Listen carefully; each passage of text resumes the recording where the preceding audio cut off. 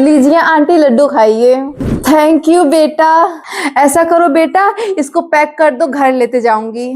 ऐसा करिए आंटी, आप इसको खा लीजिए, मैं आपको घर ले जाने के लिए दूसरा दे दूंगी। इसको रख लेती हूँ, जो लाएगी उसको भी लेते जाऊंगी। बाप रे बाप, बहुत ठंडी है भाई। आइए दीदी आइए, हीटर चालू कर देती हूँ। नया ली हो क्या? हाँ, बहुत गरम गरम हवा फेंकता है। अरे बहुत सही है, तब तो ऐसा करो, इसको पैक कर दो, मेरे घर पे नहीं है, मैं इसको लेते जाऊंगी। अच्छा, बैठिए। हाँ हाँ, अरे सोफा तो बहुत बढ़िया है तुम्हारा। आरामदायक भी बहुत है। अरे कमाल है भाई। ऐसा करो, इसको गाड़ी पे रखवा दो, घर लेते जाएंगे। वाह, डिब्बा तो बहुत बढ़िया है तुम्हारा। हाँ, ये भी ले जाएंगे लगता है।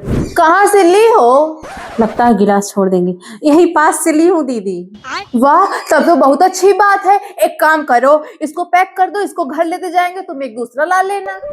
आपके घर में है ऐसा कोई जो सब कुछ पैक करके ले जाना चाहता हो? ऐसा है दीदी, मैं भी पैक हो जाती हूँ, आप मुझे भी लेके चलिए। सब क्या देखना पड़ रहा है।